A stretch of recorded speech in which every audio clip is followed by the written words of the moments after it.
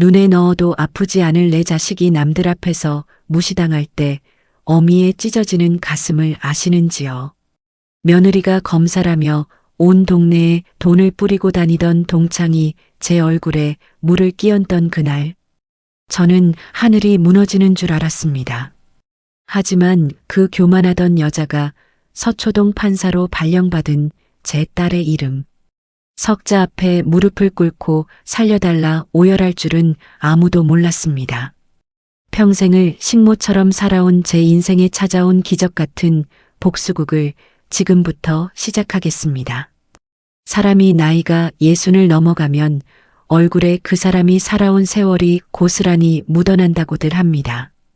거울을 볼 때마다 검게 그을린 제 얼굴과 마디마디, 굵어진 손가락을 보면 지난 세월 제가 얼마나 억척스럽게 살아왔는지 알 수 있었습니다. 남편을 일찍 여의고 홀로 딸아이 하나를 키우겠다고 남의 집 가사도우미부터 식당, 주방 설거지까지 안 해본 일이 없었습니다.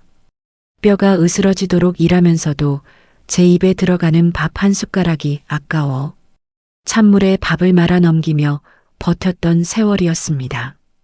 오로지 좁은 고시원 방에서 밤낮 없이 책과 씨름하는 내 딸, 지훈이 하나만 바라보며 버텨온 팍팍한 인생이었습니다.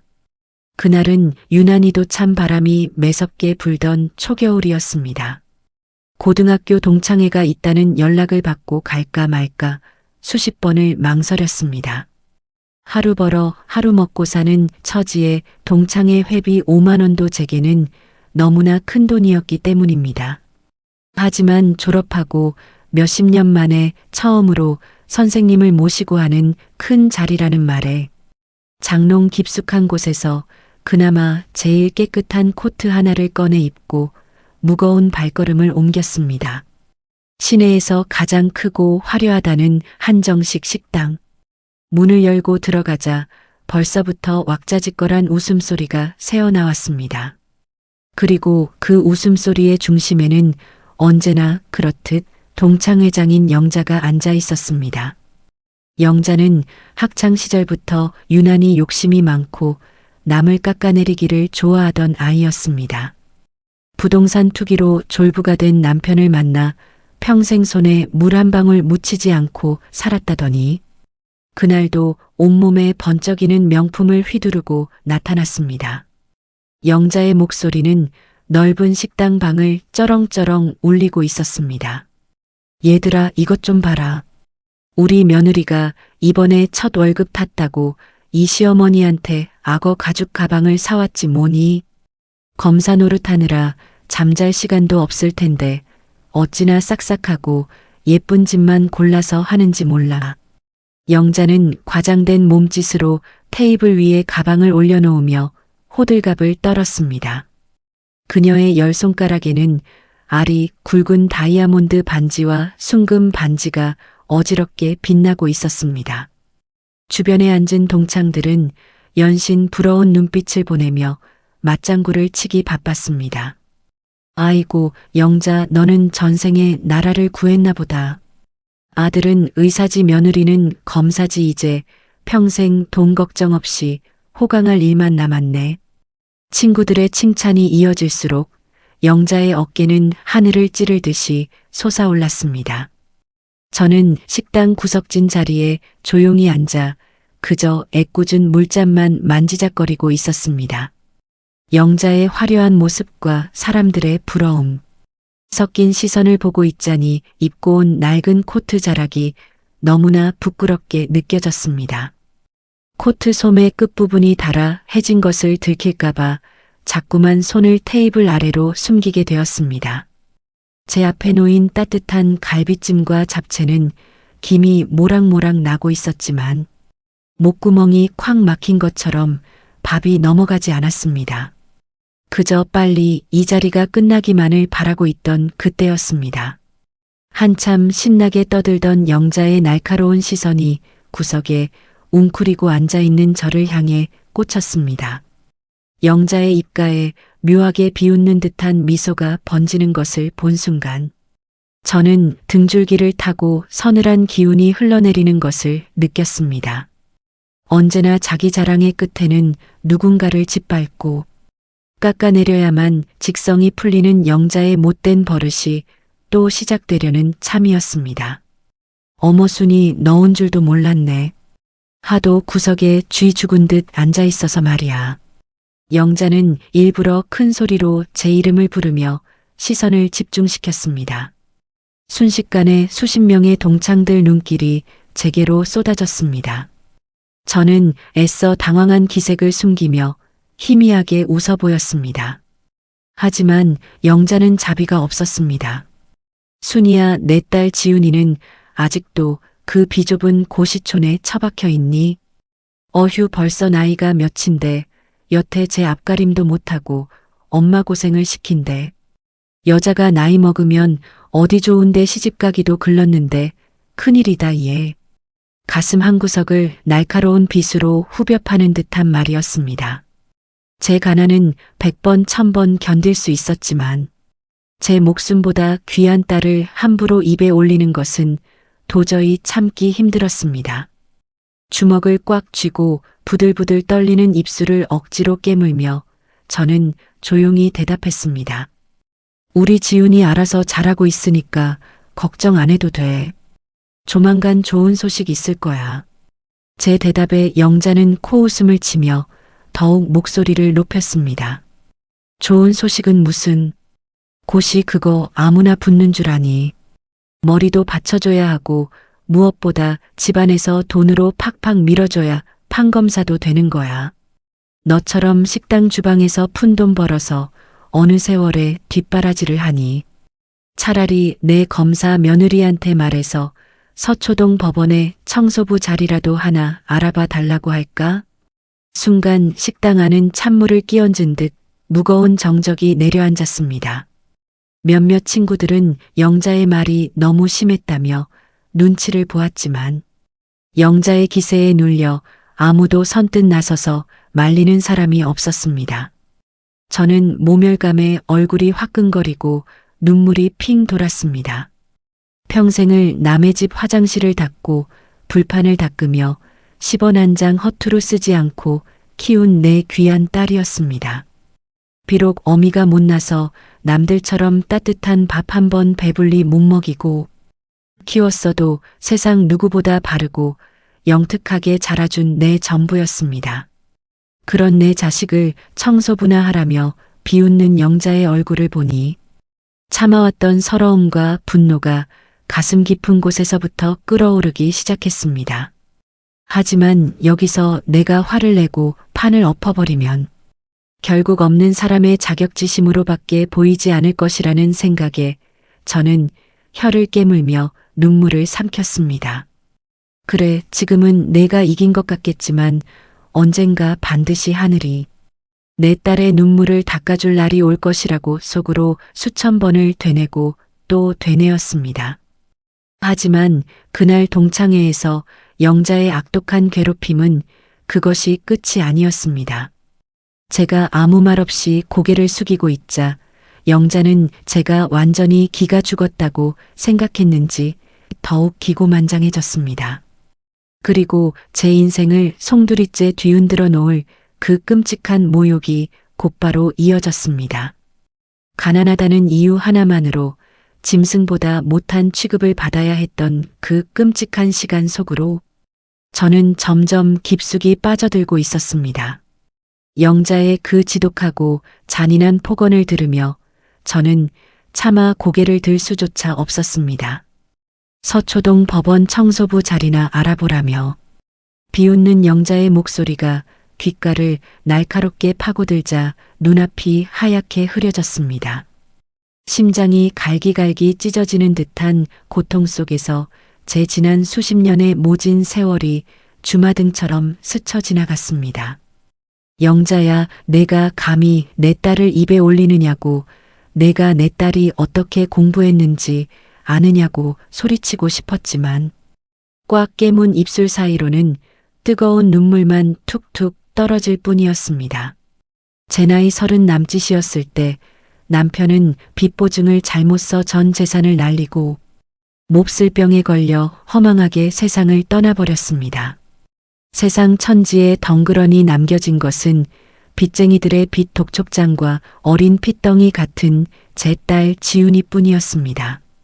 남편의 장례를 치르고 돌아온 텅 빈 단칸방에서 잠든 딸아이의 작은 손을 붙잡고 며칠 밤낮을 피눈물로 지새웠는지 모릅니다.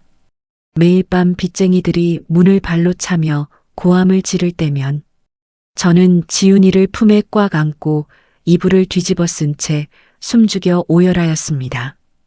당장 내일 먹을 쌀 한 줌이 없어서 죽고만 싶었던 적이 하루 이틀이 아니었습니다. 하지만 젖은 눈으로 저를 올려다보며 엄마 배고파하고 보채는 어린 지훈이를 보며 저는 독하게 마음을 먹어야만 했습니다.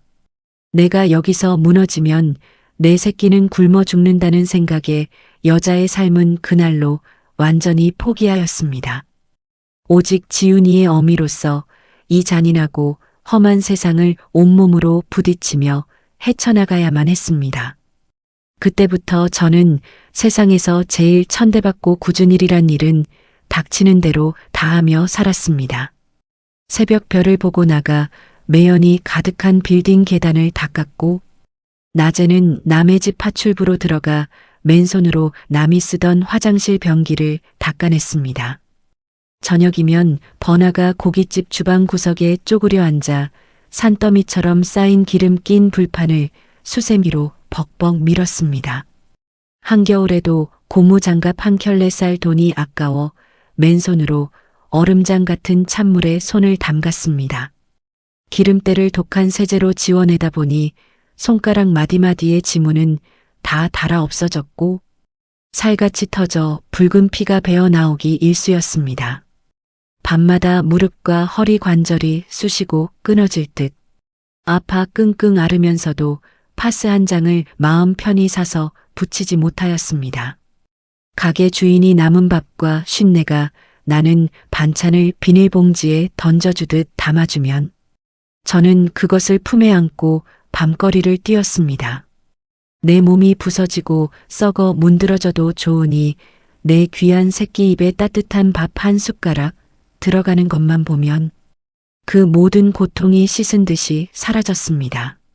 세상 사람들은 남편 없는 과부라고 저를 무시하고 짓밟았지만 저는 오직 지훈이 하나만 훌륭하게 키워내서 보란 듯이 떵떵거리며 살게 해주겠다고 캄캄한 밤하늘에 대고 수천 번을 맹세하였습니다. 지훈이는 제 피눈물을 먹고 자란 아이였습니다. 남들 다 다니는 흔한 보습 학원 한 번 보내주지 못했는데도 지훈이는 단 한 번도 불평이나 투정을 부리는 법이 없었습니다.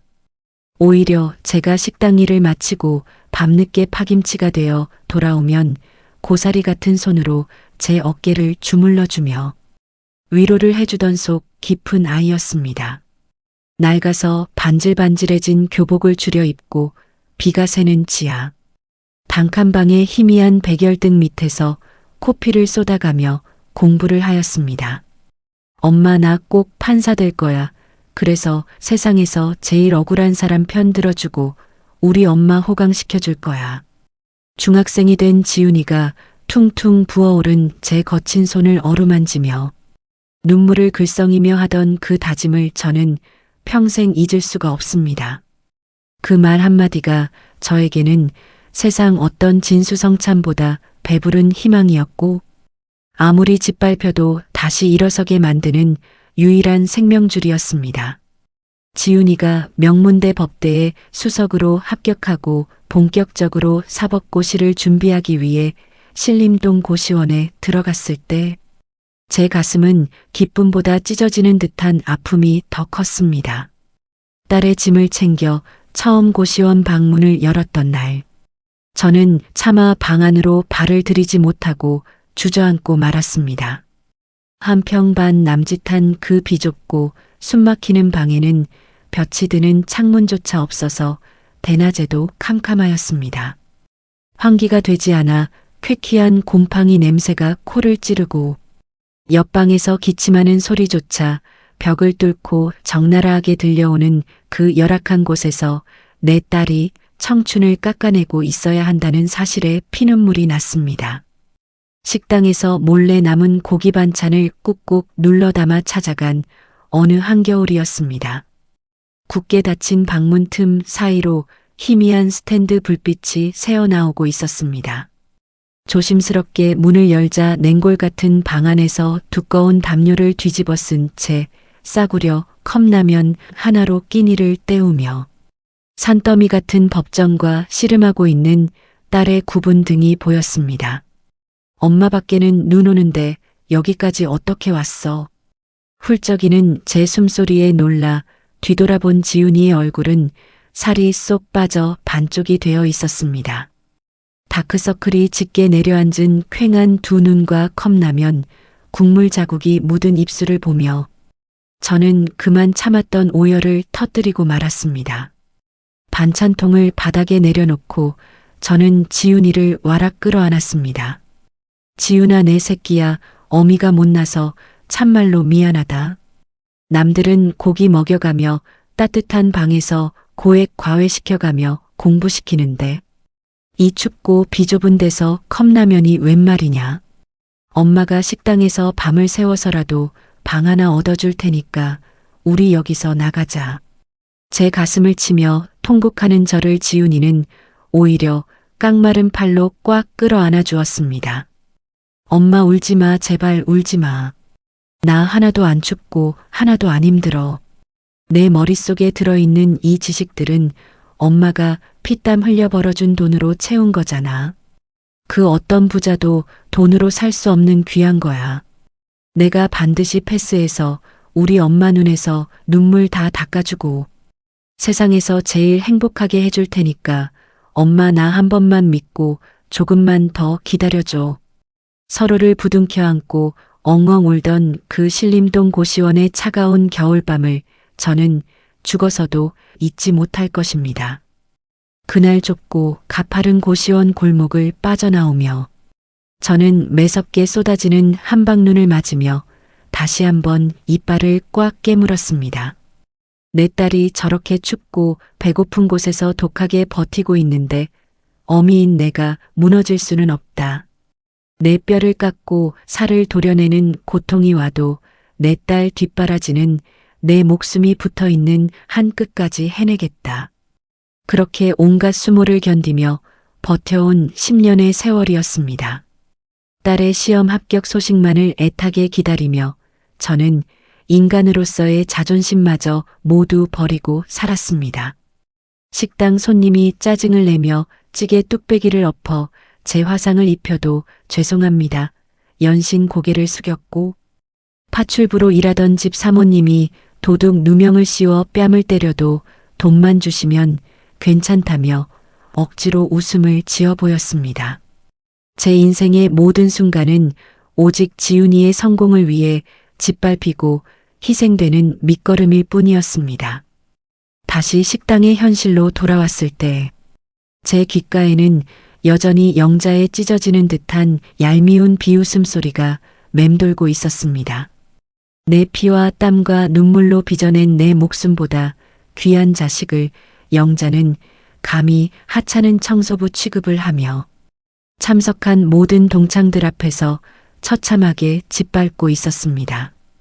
고시촌에 처박힌 불쌍한 인생이라며 온갖 동정과 멸시를 쏟아내는 영자의 입술을 보며 저는 온몸의 피가 차갑게 식어 역류하는 것을 느꼈습니다. 남편의 배경과 돈 자랑으로 점철된 영자의 그 알량하고 가짜 같은 인생이 내 딸의 피나는 노력과 숭고한 땀방울을 모욕하는 것을 더 이상은 묵과할 수 없었습니다. 내 딸은 내가 함부로 더러운 입에 올릴 수 있는 그런 가벼운 아이가 아니라고 당장이라도 테이블을 엎고 소리치고 싶었습니다. 하지만 영자의 잔인한 입놀림은 거기서 멈추지 않았습니다. 그녀는 제가 상처받고 괴로워하는 모습을 조롱하며 더욱 도끼를 품고 저를 몰아세우기 시작하였습니다. 그리고 그 순간 영자는 제 인생에서 절대 건드리지 말아야 할 영린을 건드리고야 말았습니다. 과거의 뼈저린 기억에서 간신히 빠져나와 다시 눈앞의 현실을 마주하였을 때 식당 안의 공기는 숨이 막힐 듯이 여전히 무겁고 차가웠습니다. 영자는 제가 고개를 푹 숙이고 아무 말도 하지 못하자 마치 전쟁에서 크게 승리한 장군이라도 된 것처럼 더욱 기고만장하게 웃어대고 있었습니다. 그 찢어지는 듯한 간사한 웃음소리는 제 심장을 날카로운 바늘로 수십 번 찌르는 것 같았습니다. 영자의 잔인한 입놀림은 거기서 멈출 줄을 몰랐습니다.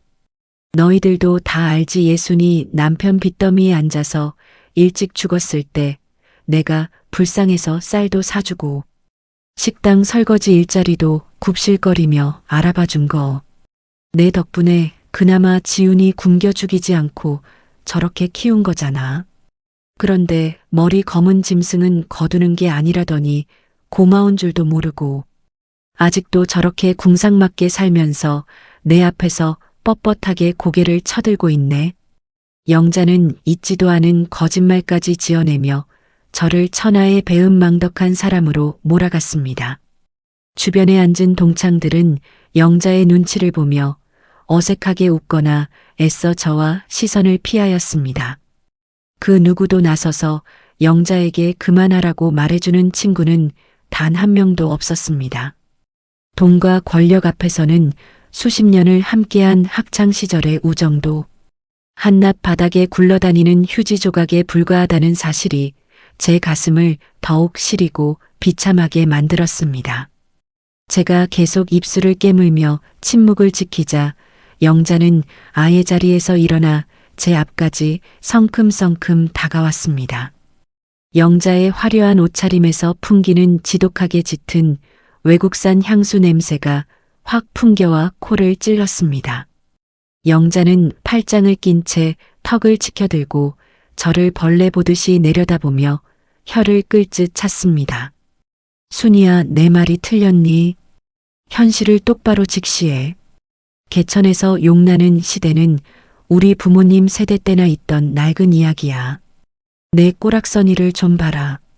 그 주워 입은 것 같은 낡아 빠진 코트 자락에 밴 생선 비린내하며 거북이 등껍질처럼 쩍쩍 갈라진 그 흉측한 손으로 무슨 판검사 딸을 둔 엄마 행세를 하려고 해. 그냥 분수에 맞게 엎드려 살아. 내 며느리가 검찰청에서 흠집 나서 버리는 이면지라도 주워다 고물상에 팔게 해줄 테니까. 그거라도 해서 내 딸 고시원 밥값이나 보태.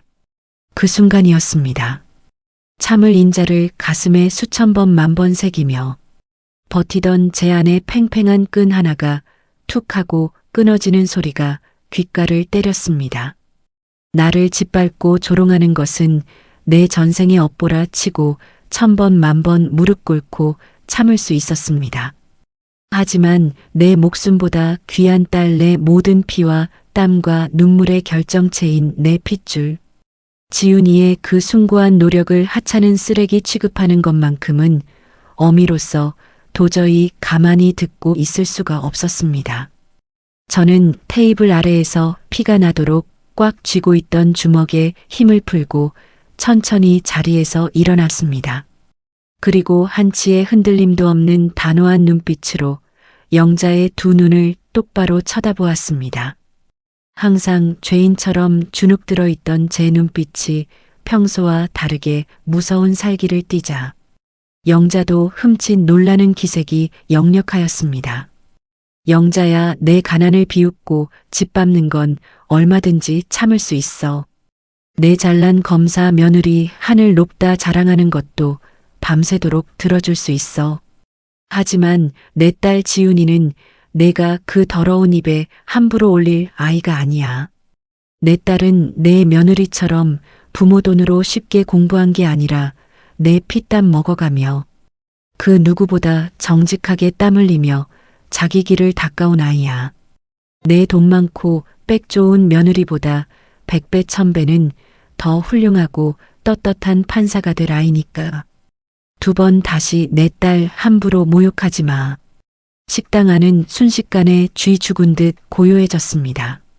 항상 굽실거리며 영자의 비위를 맞추고 눈치만 보던 제가 처음으로 도끼를 품고 대들자 동창들은 젓가락을 든 채 입을 다물지 못하였습니다. 당황하던 영자의 얼굴은 순식간에 분노와 모멸감으로 불그락푸르락 달아올랐습니다. 감히 발밑에 기어다니는 지렁이 같은 게 자신에게 꿈틀댄다는 듯이 그녀의 두 눈에는 짐승 같은 경멸과 핏발이 가득 찼습니다. 뭐라고? 이 거지 발사계 같은 년이 어디서 감히 내 귀한 검사 며느리랑 내 그 곰팡이 냄새나는 고시원 딸년을 비교해. 판사. 아이고 지나가는 똥개가 웃다 기절하겠다. 평생 식당 구석에서 남이 먹다 버린 찌꺼기나 주워 먹고 산 주제에 어디서 눈을 똑바로 뜨고 대들어. 너 오늘 내가 아주 사람 취급도 못 받게 만들어줄 테니까 똑똑히 봐. 영자는 이성을 완전히 잃고 식당이 떠나가라 악을 쓰기 시작하였습니다. 그리고 다음 순간 제 평생에 지워지지 않는 상처와 한으로 남을 끔찍한 만행이 벌어지고 말았습니다. 영자가 테이블 위에 놓여있던 차가운 얼음물이 가득 담긴 유리잔을 덥석 집어들더니 한치의 망설임도 없이 제 얼굴을 향해 확 뿌려버린 것입니다. 차악하는 파열음과 함께 차디찬 얼음물이 제 머리와 얼굴 위로 사정없이 쏟아져 내렸습니다. 순식간에 헝클어진 머리카락이 흠뻑 젖어 얼굴에 찰싹 달라붙었고 얼음장같이 차가운 물줄기가 뺨을 타고 목덜미와 가슴 속으로 무참히 흘러내렸습니다. 숨을 쉴 수도 눈을 뜰 수조차 없는 참담한 수치심과 모멸감이 온몸을 날카롭게 휘감았습니다.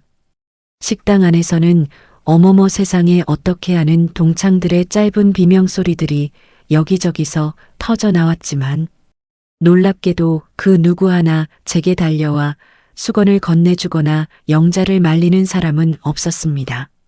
저는 뚝뚝 떨어지는 물기를 닦아낼 생각조차 하지 못한 채 두 주먹을 꽉 쥐고 그 자리에 돌부처처럼 우두커니 서 있었습니다. 차가운 물에 흠뻑 젖은 낡은 코트가 오늘따라 제 인생의 무게처럼 더욱 무겁고 처절하게 느껴졌습니다. 뺨을 타고 흘러내리는 것이 얼음물인지 제 피눈물인지 알 수 없었습니다. 하지만 짐승만도 못한 영자의 만행은 그저 물을 뿌리는 것으로 끝나지 않았습니다. 물을 뒤집어 쓰고 처참하게 서 있는 저를 위아래로 훑어보며 악마 같은 비릿한 미소를 짓던 영자는 거칠게 자신의 명품 가방 지퍼를 열어젖혔습니다. 그리고 두툼한 악어 가죽 지갑을 꺼내더니 빳빳한 5만 원짜리 지폐 뭉치를 휙휙 뽑아들었습니다. 영자는 그 돈다발을 꽉 쥐고 제 얼굴을 향해 마치 뺨을 후려치듯이 툭툭 던지며 패악질을 부렸습니다. 빳빳한 5만 원짜리 지폐들이 제 젖은 뺨과 이마를 매섭게 스치고 식당 바닥으로 처참하게 떨어져 내렸습니다. 펄럭이며 지폐가 바닥에 흩어지는 그 가벼운 소리가 마치 제 남은 자존심과 인생이 산산조각 나서 짓밟히는 소리처럼 귓가를 때렸습니다. 옛다 이 거지 같은 년아. 그 알량하고 쓸데없는 자존심 세울 시간에 이 돈이나 바닥에서 주워다가 내 불쌍한 딸년 고시원 월세나 내줘라. 아님 싸구려 돼지고기라도 한 근 사서 구워 먹이든가. 가난하면 가난한 티를 내면서 내 발밑에 납작 엎드려 설설기며 살아야지 어디서 감히 빳빳하게 고개를 쳐들어.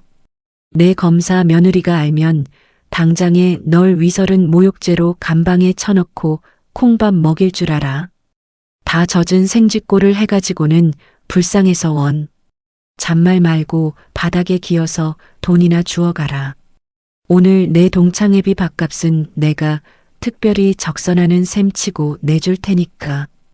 영자의 악독하고 조롱 섞인 웃음소리가 식당 천장을 뚫고 나갈 듯이 흉하게 울려 퍼졌습니다.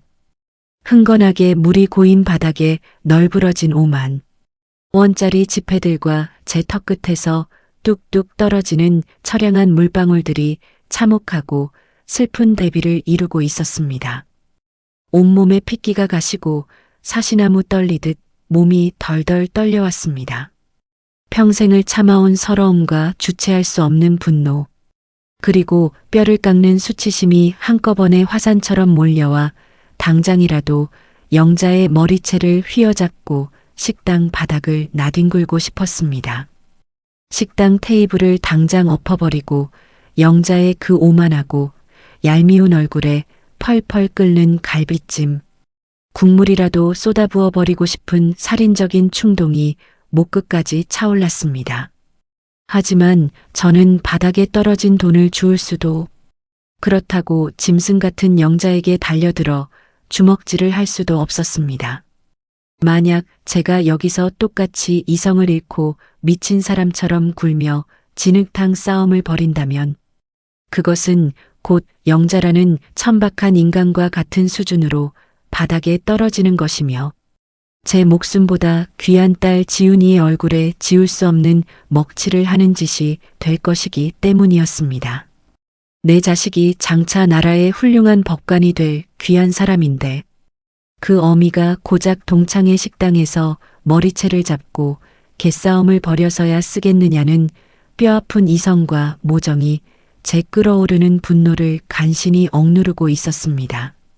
저는 피가 배어나오도록 꽉 깨문 입술을 간신히 열고 거친 숨을 몰아쉬었습니다.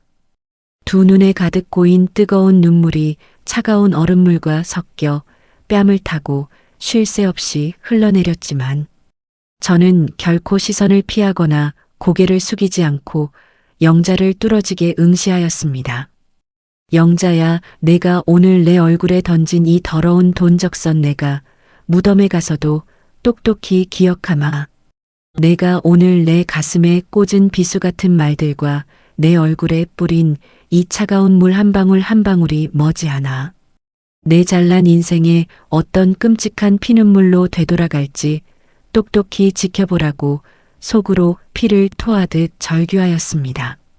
하늘이 시퍼렇게 살아있다면 내 딸의 피땀을 조롱한 너를 절대 용서치 않을 것이라고 다짐하고 또 다짐했습니다.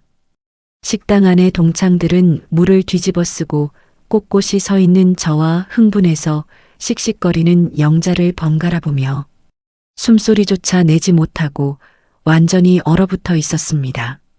숨막히는 정적이 흐르던 바로 그때였습니다. 굳게 닫혀있던 식당 룸의 거대한 고급 미닫이 문이 부서질 듯 거칠고 육중한 소리를 내며 활짝 열려 젖혀졌습니다. 모두의 시선이 일제히 약속이라도 한 듯 문 쪽을 향해 쏠렸습니다. 그리고 그곳에는 방금 전까지 지옥 같았던 이 공간의 공기를 단숨에 얼어붙게 만드는 압도적이고 서늘한 분위기를 풍기며 서 있는 한 사람이 있었습니다. 흐트러짐 없는 단정한 정장 차림의 한 손에는 두툼한 서류 가방을 들고 얼음장처럼 차가운 눈빛으로 식당 안을 훑어보고 있는 사람. 바로 제 인생의 전부이자 저의 하나뿐인 구원자인 내 딸 지훈이었습니다. 식당의 무거운 미닫이 문이 열리고 그 자리에 내 딸 지훈이가 서 있는 것을 본 순간 제 심장은 멎어버리는 듯 하였습니다. 반듯하게 다려진 짙은색 정장을 입고 한 손에는 낡은 서류 가방을 든 채 서 있는 내 귀한 딸.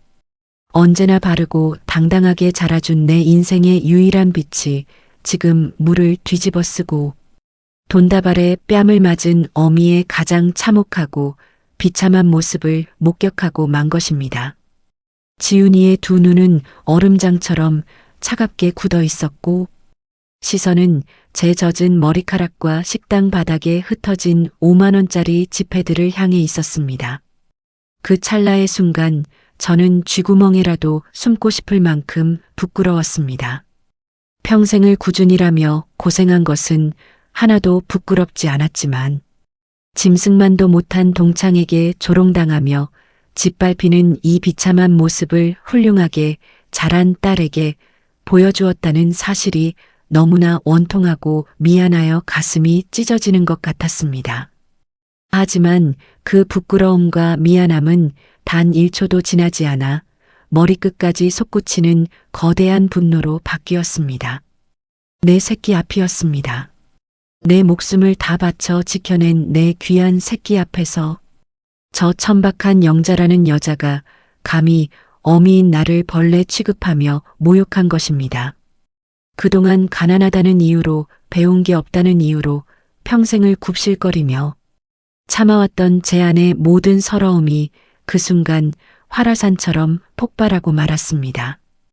뚝뚝 떨어지는 얼음물을 거친 소매로 대충 닦아낸 저는 태어나서 처음으로 두 눈에 시퍼런 살기를 띠고 영자를 향해 짐승처럼 울부짖었습니다.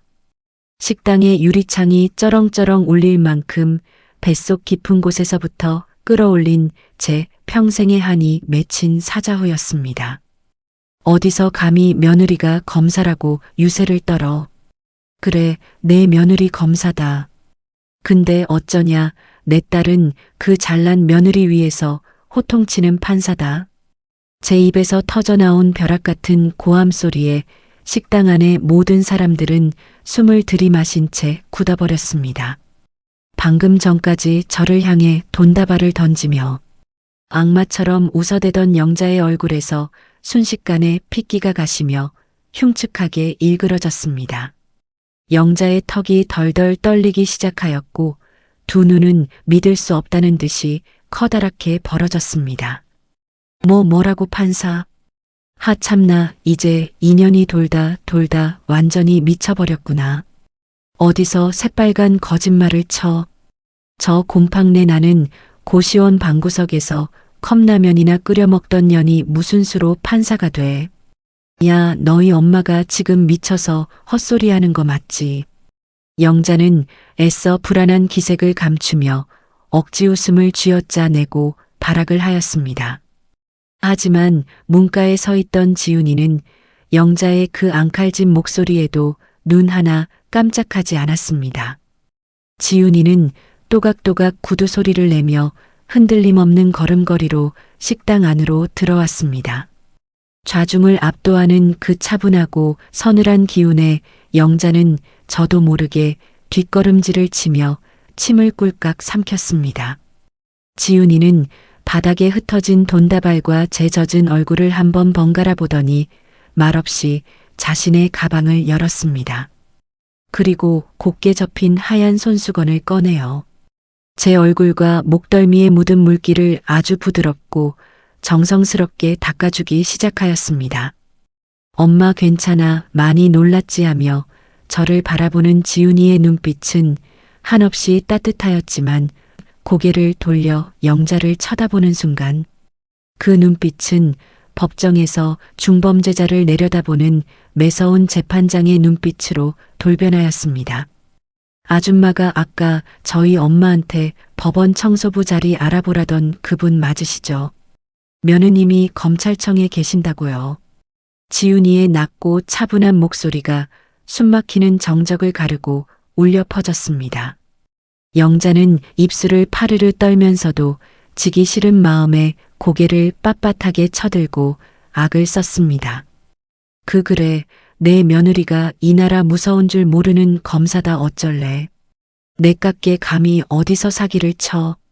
너 당장 공무원 사칭죄로 우리 며느리한테 연락해서 콩밥 먹여줄 테니까 거기 꼼짝 말고 서 있어.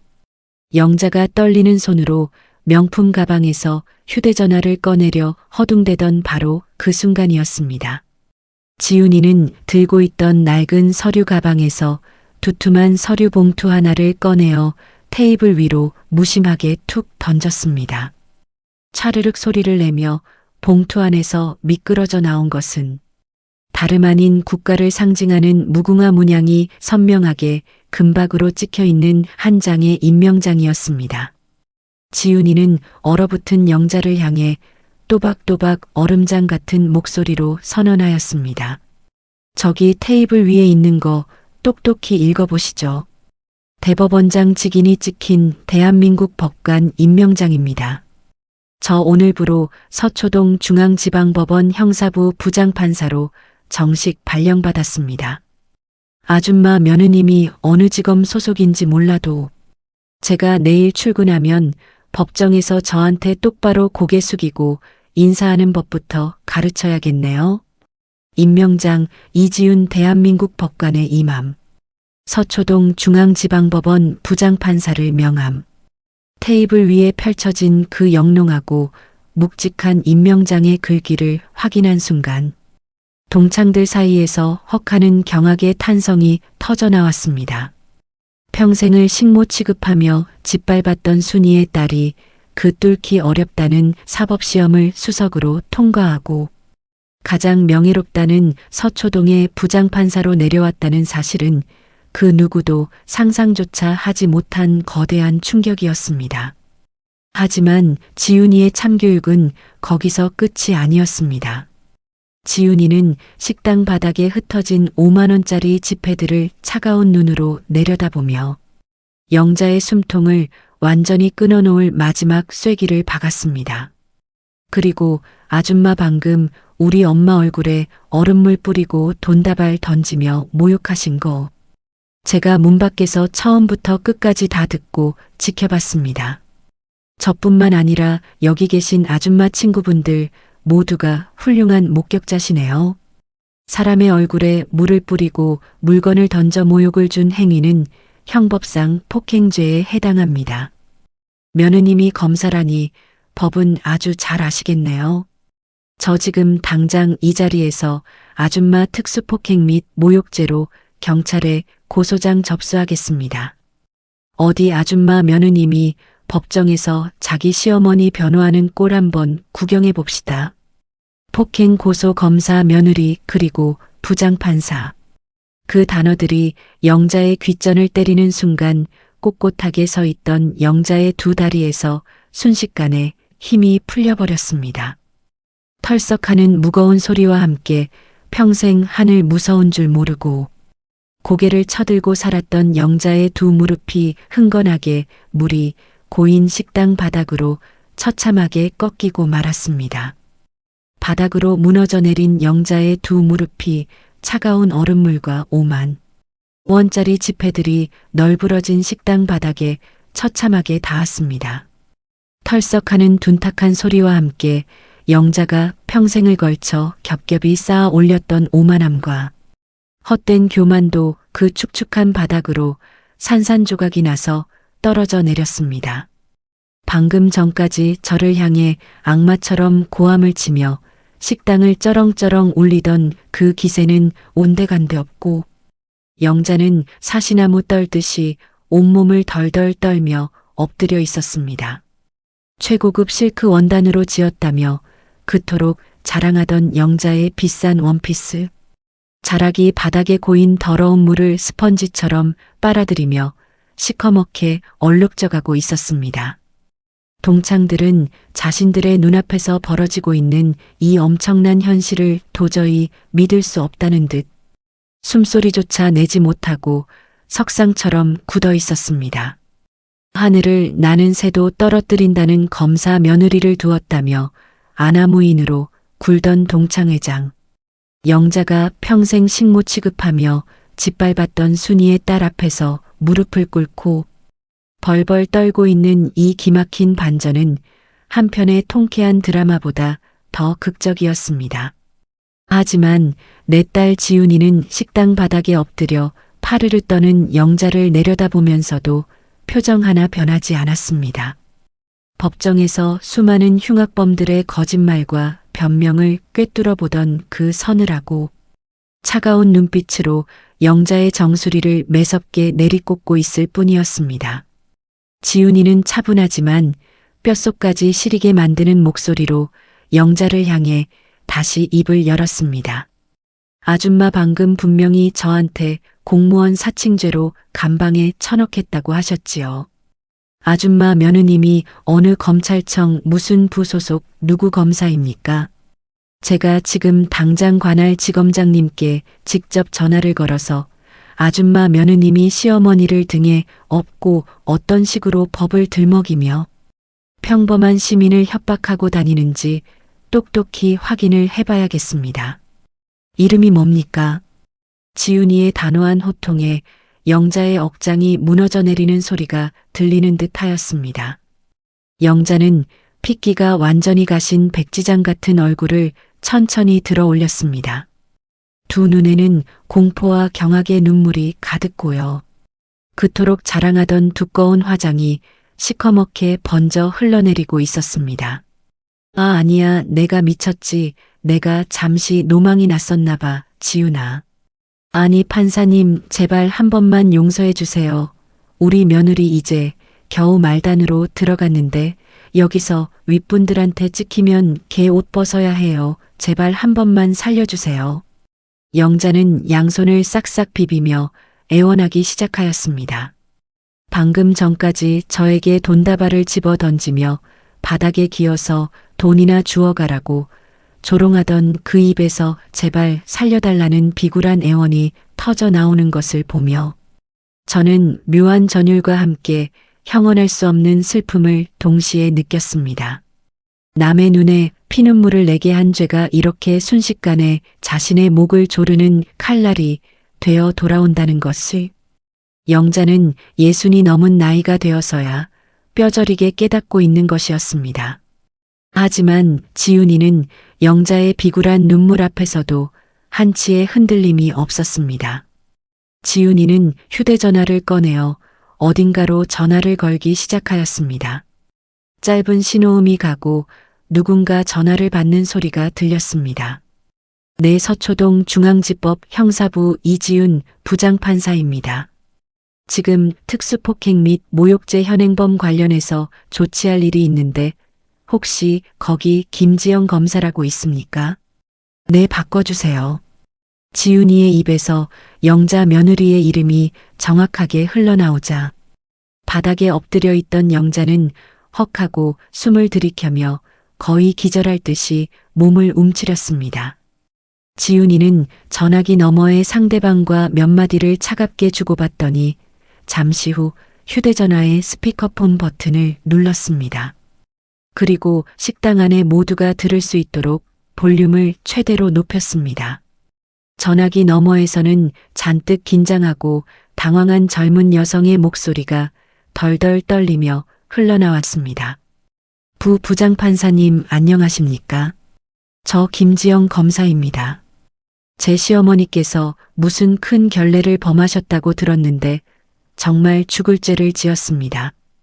며느리의 목소리가 스피커를 타고 흘러나오자 영자는 스스로 자신의 입을 틀어막고 소리 없는 오열을 터뜨렸습니다.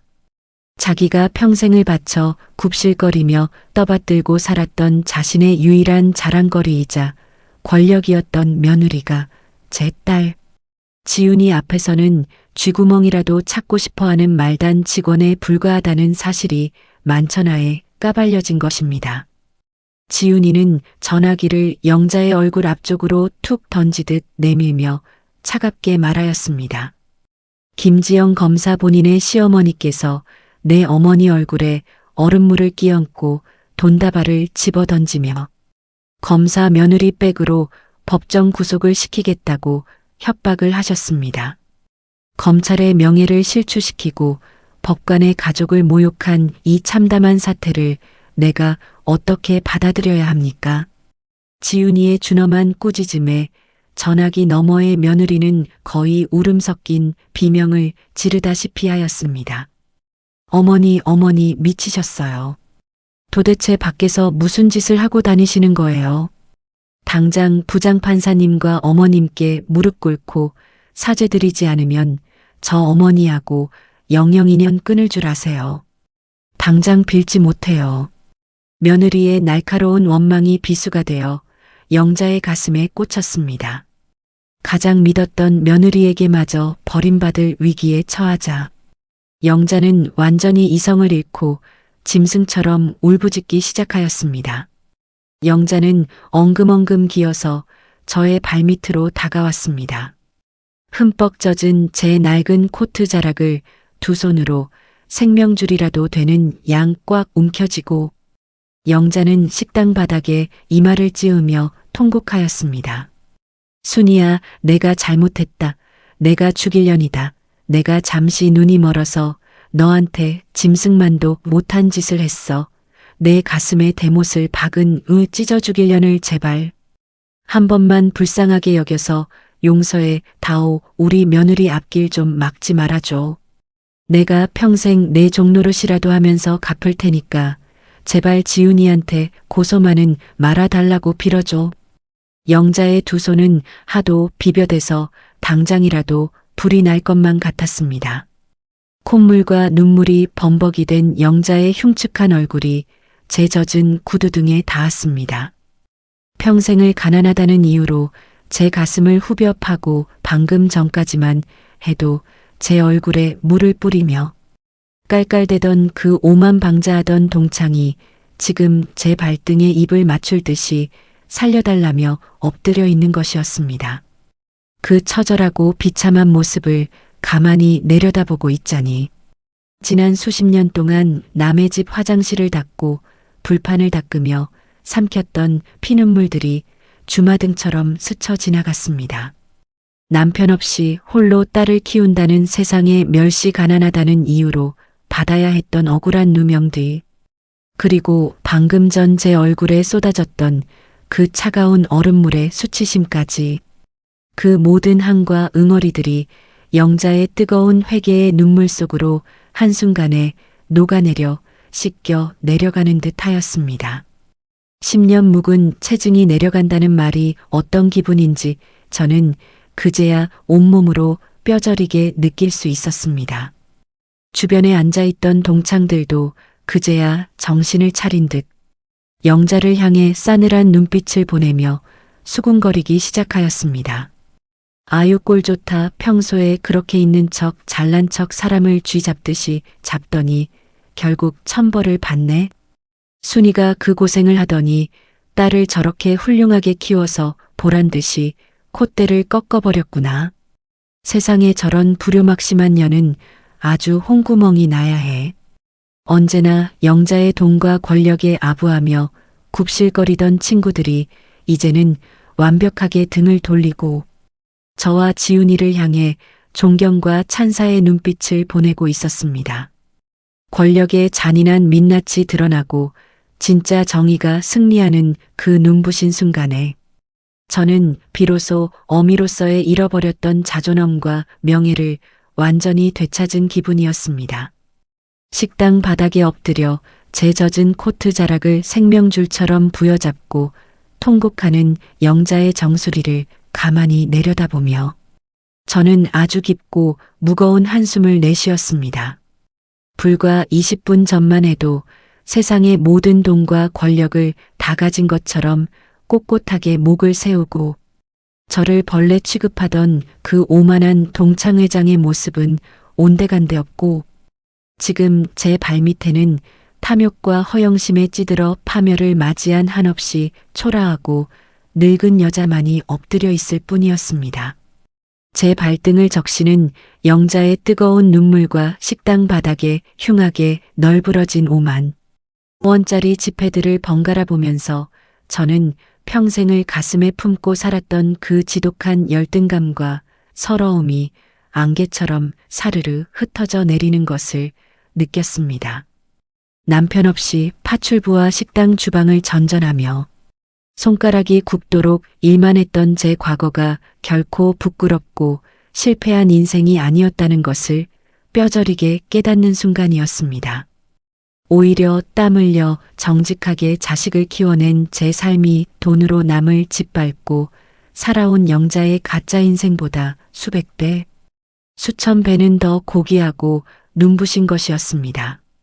동창들은 여전히 숨을 죽인 채 우리 모녀와 바닥에 엎드린 영자를 번갈아 보며 눈치만 살피고 있었습니다. 영자는 숨이 넘어갈 듯 헉헉대며 제 바짓가랑이를 더욱 세게 쥐어뜯듯 매달렸습니다. 순이야 제발 내가 미쳤었어. 내가 돌았었어. 제발 지훈이한테 말해서 경찰 고소만은 취하에 달라고 빌어줘. 내 며느리 검사 옷 벗게 생겼어. 제발 살려줘. 영자의 목소리는 이미 사람의 것이 아니라 벼랑 끝에 몰린 짐승의 비명과도 같았습니다. 저는 천천히 허리를 숙여 제 코트 자락을 쥐고 있는 영자의 떨리는 두 손을 떼어냈습니다. 그리고 영자의 두 눈을 똑바로 마주보며 평생토록 억눌러왔던 어미의 단호하고 서늘한 목소리로 입을 열었습니다. 영자야, 고개 들어라. 내가 지금 바닥에 엎드려 흘리는 그 눈물이 진짜 내 죄를 뉘우쳐서 흘리는 눈물인지 아니면 그저 내 자랑거리인 검사 며느리 앞길이 막힐까봐 두려워서 억지로 쥐어짜 내는 가짜 눈물인지 나는 관심 없다. 영자는 제 말에 화들짝 놀라며 핏기가 가신 얼굴을 억지로 쳐들었습니다.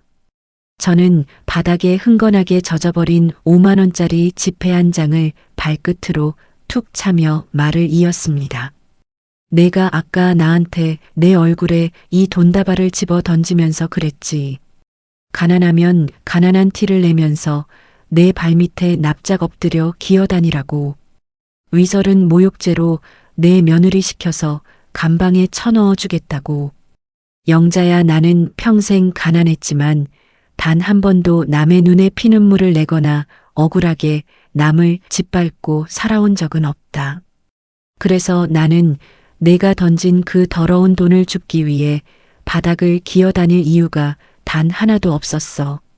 영자의 입술이 파르르 떨리며 변명을 하려 했지만 저는 단호하게 말을 끊고 쐐기를 박았습니다.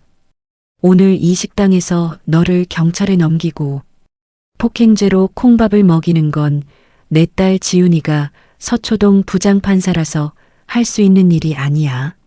내가 방금 저지른 짓이 인간으로서 절대 해서는 안 될 천박하고 악독한 범죄이기 때문이야. 하지만 영자야, 나는 널 고소하지 않으마. 제 입에서 고소하지 않겠다는 말이 떨어지자마자 영자의 두 눈이 커다랗게 벌어지며 한숨을 푹 내쉬려 하였습니다. 하지만 저는 영자가 안도할 틈조차 주지 않고 더욱 얼음장 같은 목소리로 일갈하였습니다. 내가 너를 용서해서가 아니야. 내 목숨보다 귀한 딸 이제 막 훌륭한 법관이 되어 세상의 억울한 사람들을 위해 써야 할 내 딸의 그 깨끗하고 귀한 이름표를 너같이 쓰레기만도 못한 인간을 벌주는데 단 한 번이라도 엮이게 하고 싶지 않기 때문이야. 내까짓 게 뭔데 내 귀한 딸의 이력에 오르내려. 내 딸의 손을 더럽히기에는 내 인생이 너무 하찮고 역겨워서 그래서 참는 거다. 제 섯을 퍼런 꾸짖음에 식당 안의 공기는 완전히 꽁꽁 얼어붙고 말았습니다.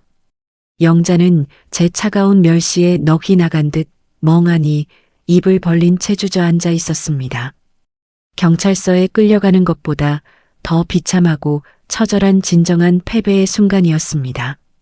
자신은 평생을 몸부림쳐도 결코 도달할 수 없는 저의 그 당당하고 고귀한 품격 앞에서 영자는 완전히 짓눌려 버린 것입니다.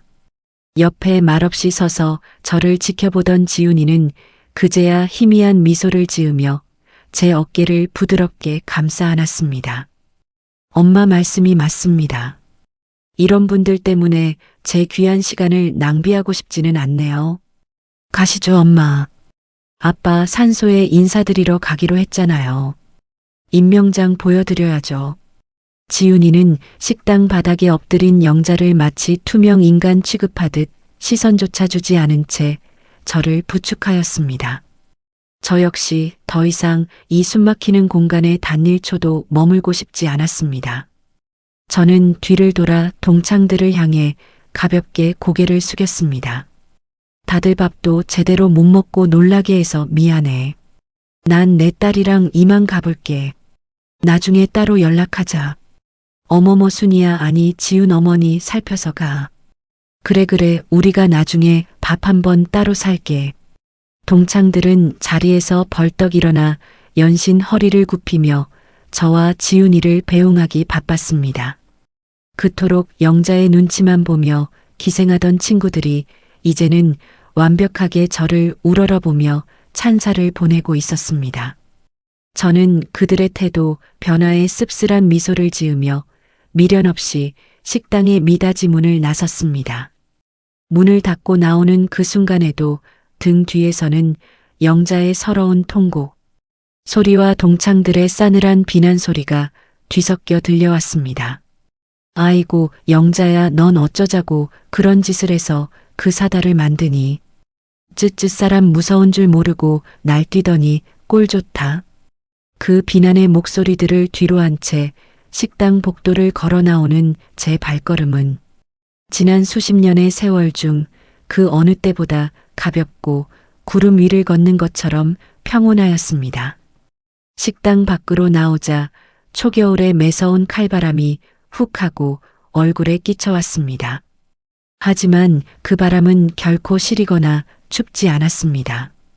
차가운 얼음물에 젖어 엉망이 된 제 머리카락과 낡은 코트 사이로 파고드는 바람마저도 10년 묵은 응어리를 씻어주는 듯 시원하고 상쾌하기만 하였습니다. 지훈이는 황급히 자신이 입고 있던 따뜻하고 두꺼운 캐시미어 코트를 벗어 얼음물에 젖은 제 어깨 위로 꼼꼼하게 덮어주었습니다. 엄마 추운데 빨리 차에 타. 감기 걸리시면 어떡해. 내가 미안해 엄마. 내가 진작에 더 빨리 데리러 왔어야 했는데. 우리 엄마 평생 고생만 시켜놓고 오늘 같은 날 그런 몹쓸 꼴을 당하게 해서 진짜 미안해 엄마. 지훈이의 커다란 두 눈에 어느새 굵은 눈물이 맺혀 뚝뚝 떨어지고 있었습니다. 서초동 법원을 호령할 그 당당하고 무서운 부장판사가 지금 제 앞에서는 그저 엄마의 고생을 가슴 아파하는 한없이 여리고 착한 어린 딸로 돌아와 울고 있었습니다. 저는 지훈이의 그 따뜻하고 부드러운 손을 제 두 손으로 꽉 쥐어잡았습니다.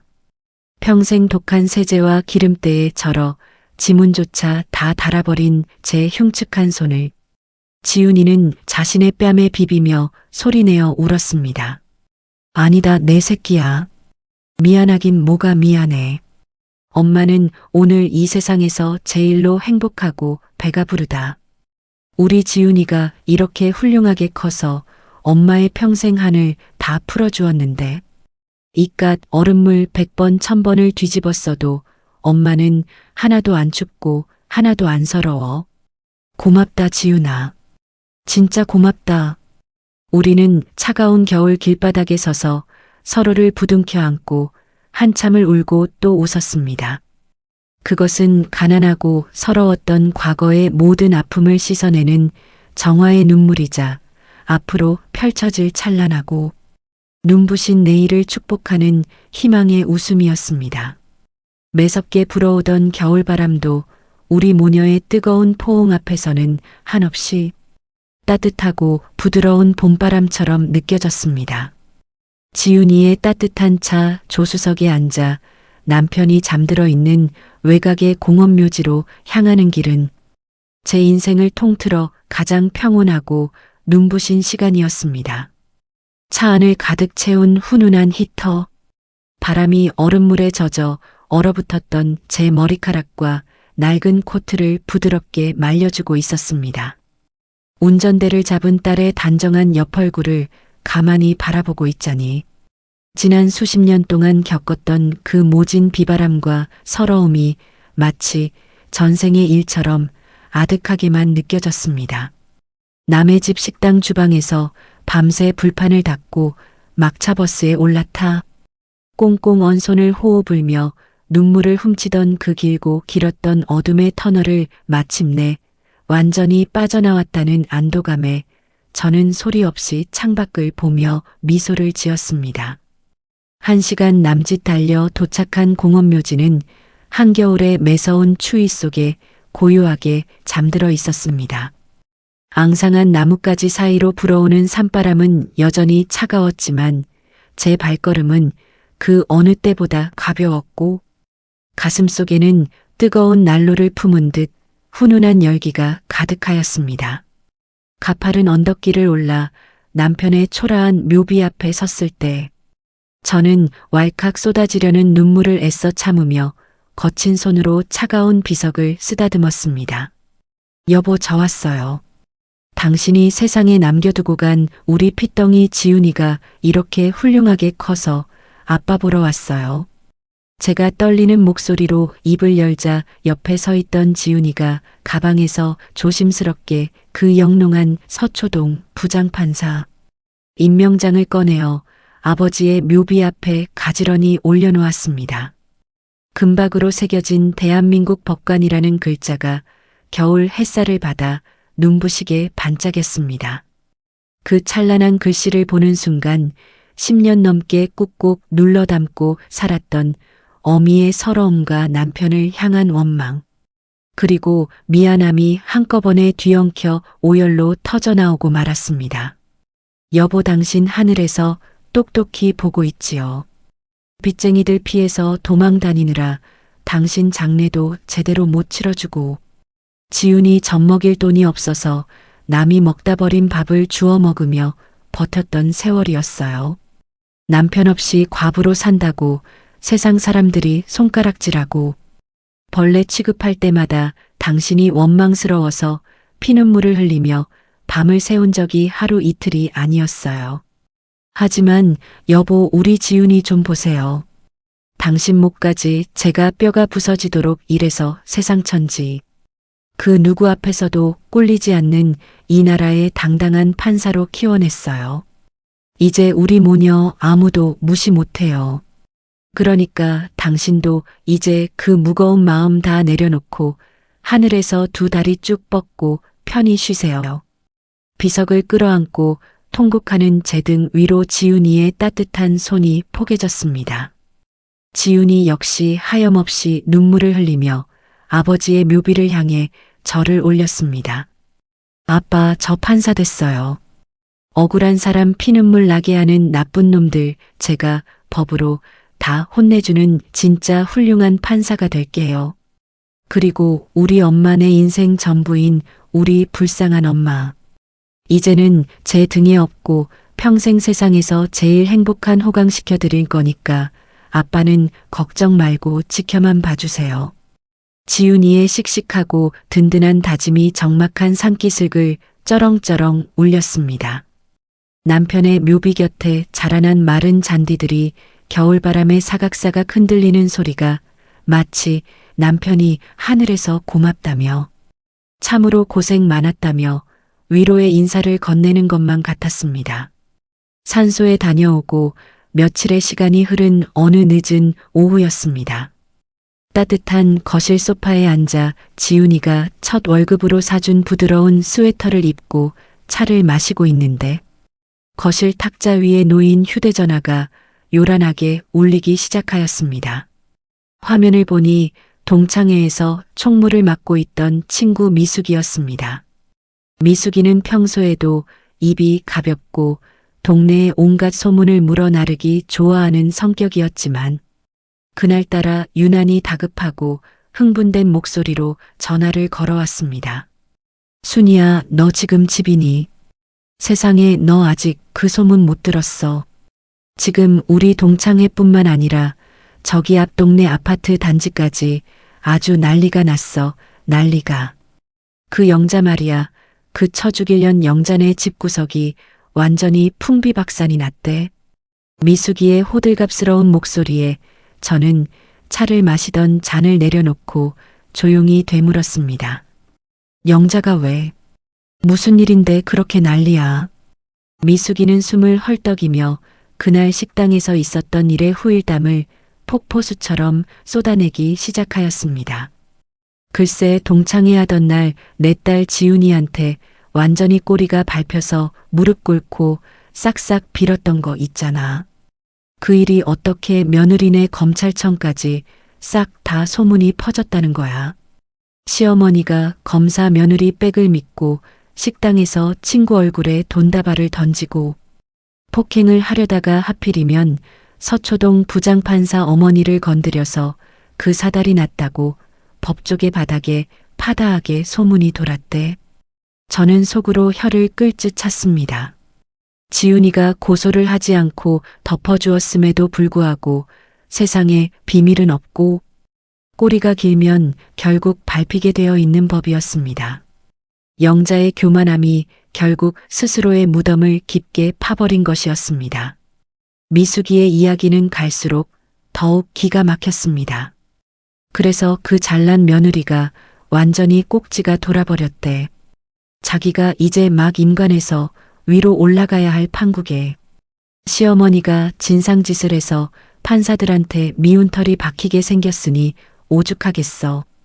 며느리가 당장 짐 싸서 친정으로 가버리고 너희 아들하고 이혼한 애 만에 난리를 치니까 영자 남편도 그제야 사태 파악을 한 거지. 영자의 남편은 돈밖에 모르는 졸부였지만 아들이 검사 며느리와 결혼한 것을 가문의 가장 큰 영광으로 생각하던 사람이었습니다.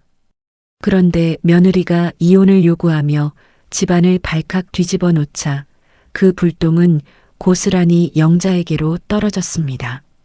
그 졸부 남편이 노발대발하면서 영자 머리채를 휘어잡고 집에서 당장 쫓아내버렸대. 쥐뿔도 없는 년이 돈 좀 쥐어줬더니 밖에서 천박하게 갑질이나 하고 돌아다녀서 내 귀한 며느리 쫓아내게 생겼다고 아주 길거리에 속옷 바람으로 내동댕이를 쳤다지 뭐야. 지금 영자 찜질방 전전하면서 동창들한테 돈 10만 원만 빌려달라고 전화 돌리고 있는데 아무도 안 받아준대. 평소에 그렇게 우리를 무시하고 돈으로 사람 급을 나누더니 결국 자기가 그 거짓골이 되어서 길바닥에 나앉은 거 있지. 아이고 속이 다 시원하다. 미숙이의 끊임없는 이야기를 들으며 저는 거실 창밖에 맑은 겨울 하늘을 가만히 올려다보았습니다. 내가 내 얼굴에 던진 이 더러운 돈과 차가운 얼음물이 내 인생에 어떤 피눈물로 되돌아갈지 똑똑히 지켜보라고 속으로 피를 토하며 절규했던 그날의 다짐이 떠올랐습니다. 제가 굳이 제 손에 더러운 피를 묻히며 복수하려 애쓰지 않아도 죄를 지은 자는 반드시 그 죄값을 자신의 가장 아픈 곳으로 돌려받는다는 세상의 이치가 새삼스레 무섭고도 다행스럽게 느껴졌습니다. 미숙아, 나는 이제 영자 소식 별로 궁금하지 않다. 다 자기 업보대로 사는 거지. 나는 이제 우리 지훈이가 주는 용돈으로 따뜻한 밥 먹고 좋은 생각만 하면서 살려고. 앞으로는 영자 이야기로 전화하지 않아도 돼. 저는 담담하게 미숙이의 말을 끊고 전화를 끊었습니다. 한때는 저를 벌레보다 못하게 짓밟았던 악연이었지만 완벽하게 파멸하여 밑바닥으로 추락한 그녀를 향해 굳이 비웃음을 날리거나 고소해하고 싶은 마음조차 들지 않았습니다. 저에게는 이제 영자라는 존재가 길가에 굴러다니는 작은 돌멩이 하나만큼의 의미도 남아있지 않았기 때문입니다. 내 마음속에 웅크리고 있던 지독한 가난의 상처와 열등감이라는 악마가 영자의 몰락과 함께 완전히 씻겨 내려갔음을 비로소 깨달았습니다. 저는 조용히 눈을 감고 제게 찾아온 이 완벽하고 평화로운 침묵을 온몸으로 만끽하였습니다. 영자가 파멸하여 길거리로 쫓겨났다는 소식을 들은 지 어느덧 시간이 흘러 혹독하게 춥고 시리던 겨울이 지나고 만물이 소생하는 따뜻한 봄이 찾아왔습니다. 얼어붙었던 땅이 녹고가지마다 연두빛 새순이 돋아나는 이 아름다운 계절에 저는 평생을 지긋지긋하게 살아왔던 그 비좁고 습한 지하실 셋방을 영영 떠나게 되었습니다. 제 딸 지훈이가 서초동 법원으로 출근하며 받은 월급을 꼬박꼬박 모으고 거기에 은행의 도움을 조금 보태어 시외각에 자그마한 마당이 딸린 단독주택을 제 이름으로 사주었기 때문입니다. 이삿짐 센터 직원들이 낡은 세간살이를 트럭에 싣는 동안 저는 텅 빈 지하실 방 한가운데 서서 참으로 오랜만에 소리 없이 눈물을 흘렸습니다. 남편을 잃고 핏덩이 같은 지훈이를 등에 업은 채 쫓기듯 숨어들어왔던 이 비좁은 방에서 저는 수십 번의 겨울을 피눈물로 지새웠습니다. 비가 오면 천장에서 물이 새고 한겨울에는 보일러 기름값이 아까워 냉골 바닥에 두꺼운 이불 하나로 버텼던 참혹한 세월이었습니다. 하지만 이 지독한 가난의 구덩이 속에서도 내 딸은 굽이치지 않고 곱게 자라 마침내 세상의 빛이 되는 훌륭한 법관이 되었습니다. 저는 벽지에 남은 얼룩을 손으로 가만히 쓸어내리며 지난 세월 저를 짓누르던 그 무거운 가난의 굴레와 영원히 작별 인사를 나누었습니다. 따뜻한 봄 햇살을 받으며 도착한 새 집은 비록 크고 화려한 대저택은 아니었지만 세상 그 어느 궁궐보다 포근하고 아름다웠습니다. 소나무 향이 은은하게 배어나오는 갓 지은 단층 집이었고 아담한 마당 한 구석에는 제가 평소에 그토록 가꾸고 싶어 하던 작은 텃밭이 반듯하게 마련되어 있었습니다. 대문을 열고 마당으로 들어서자 따뜻한 바람이 불어와 뺨을 부드럽게 어루만져 주었습니다. 법복을 벗고 편안한 평상복으로 갈아입은 지훈이가 제 손을 이끌고 마당 한가운데로 걸어 들어왔습니다. 엄마 이제 여기서 엄마가 좋아하는 상추도 심고 방울토마토도 심으면서 세상에서 제일 마음 편하게 살아. 내가 매주 주말마다 와서 텃밭 가꾸는 거 다 도와줄 테니까 엄마는 그동안 고생했던 거 싹 다 잊어버리고 이 맑은 공기만 마셔. 평생 남의 집 불판 닦고 화장실 닦느라 고생한 우리 엄마 이제는 이 예쁜 마당에서 진짜 엄마 인생을 살아. 지훈이의 따뜻한 말에 저는 왈칵 쏟아지려는 눈물을 애써 참으며 지훈이의 두 손을 꽉 쥐었습니다. 평생 고된 노동으로 거칠어지고 마디가 굵어진 제 손을 지훈이는 연신 자신의 뺨에 비비며 활짝 웃어 보였습니다. 지훈아 내 새끼야, 이 어미는 지금 천국에 와 있는 것만 같아서 이 모든 게 꿈일까봐 겁이 난다. 내가 무슨 복이 많아서 너같이 훌륭한 딸을 낳아 이런 호강을 다 누리는지 모르겠다. 평생 남들처럼 따뜻한 밥 한 끼 배불리 못 먹이고 키웠는데 이 못난 어미를 호강시켜 주겠다고 그 좁은 고시원 방에서 피눈물을 흘리며 공부한 걸 생각하면 아직도 가슴이 미어지는구나. 참말로 고맙다 내 딸아. 내가 내 목숨이고 내 인생의 전부다. 우리는 따뜻한 봄 햇살이 내리쬐는 마당에 서서 한참 동안 서로를 부둥켜 안고 감격의 눈물을 흘렸습니다. 그것은 서러움의 눈물이 아니라 지난 모든 아픔을 씻어내고 온전한 평화와 승리를 만끽하는 세상에서 가장 달콤하고 따뜻한 눈물이었습니다. 짐 정리가 대충 끝나고 늦은 오후가 되었을 때 저는 지훈이가 마당 한편 깊은 처마 밑에 놓아둔 푹신한 안락의자에 깊숙이 몸을 기댔습니다. 지훈이가 정성스럽게 타온 은은한 향기의 차 한 잔을 손에 쥐고 의자에 누워 가만히 눈앞에 펼쳐진 텃밭을 바라보았습니다. 아직은 씨앗을 뿌리기 전이라 부드러운 흙만 덮여있는 밭이었지만 제 눈에는 이미 그곳에 파릇파릇한 상추와 붉은 고추가 풍성하게 자라나 있는 생명의 모습이 선명하게 그려지고 있었습니다.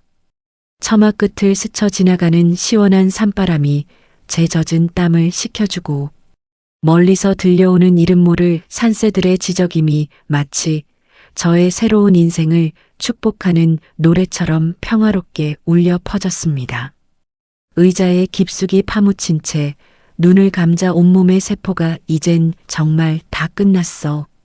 우리는 안전하고 완벽하게 풍요로워라고 다정하게 속삭이는 것 같았습니다. 가난하다는 이유로 남편 없이 여자의 몸으로 식당 주방을 전전한다는 이유로 동창들 앞에서 온갖 멸시와 조롱을 당하며 얼음물을 뒤집어 쓰고 돈다발에 뺨을 맞아야 했던 그 참혹했던 동창회의 기억조차 이제는 아주 멀고 먼 전생의 일처럼 흐릿해졌습니다. 돈과 권력으로 남의 가슴에 대못을 박고 자신만이 최고인 줄 알았던 영자는 결국 자신이 휘둘렀던 그 날카로운 교만의 칼날에 스스로 베어 모든 것을 잃고 비참한 밑바닥으로 추락하였습니다. 하지만 묵묵히 어미의 자리에서 피와 땀과 눈물로 정직하게 인내하며 자식을 키워낸 저는 마침내 딸이 씌워준 영광스러운 승리의 화관을 쓰고 이 평화로운 처마 밑에서 찬란한 봄을 맞이하고 있습니다. 이 세상에 자식을 위해 희생하고 헌신하는 어머니의 그 숭고한 사랑과 인내보다 강한 무기는 결코 존재하지 않습니다. 남들이 아무리 비웃고 짓밟아도 내 자식을 지키겠다는 그 처절한 모정은 결국 하늘을 감동시키고 굳게 닫힌 세상의 문을 부수어버리는 가장 위대한 기적을 만들어냅니다. 지금 이 순간에도 보이지 않는 곳에서 자식을 위해 혹은 가정을 위해 굽은 등으로 묵묵히 땀 흘리며 팍팍한 세상을 견뎌내고 계실 세상의 모든 어머니들에게 저의 이 기막힌 인생 역전의 이야기가 작은 위로와 희망의 씨앗이 되기를 간절히 바랍니다. 끝이 보이지 않는 캄캄하고 긴 터널 속을 홀로 걷고 있는 것처럼 막막하고 외로우시더라도 절대 그 무거운 걸음을 멈추거나 포기하지 마시기를 바랍니다. 겨울이 아무리 길고 지독하게 추워도 반드시 눈은 녹고 꽃이 피는 찬란한 봄은 어김없이 찾아오기 마련입니다. 눈물로 씨앗을 뿌리는 자는 반드시 기쁨으로 단을 거두게 된다는 그 옛 성현의 말씀처럼 어머니들이 흘리신 그 뜨거운 땀방울과 헌신의 눈물은 머지않아 자식들의 눈부신 성공과 평화로운 노후라는 가장 값진 열매로 돌아올 것입니다. 처마 밑으로 쏟아지는 눈부신 저녁 노을을 바라보며 저는 찻잔을 천천히 입가로 가져갔습니다. 입안 가득 퍼지는 차의 깊고 구수한 향기처럼 제 인생 후반전의 첫 페이지는 세상 그 무엇과도 바꿀 수 없는 완벽한 평화와 충만한 행복으로 짙게 물들어가고 있었습니다. 좋아요와 구독 버튼을 꼭 눌러주세요. 끝까지 들어주셔서 감사합니다.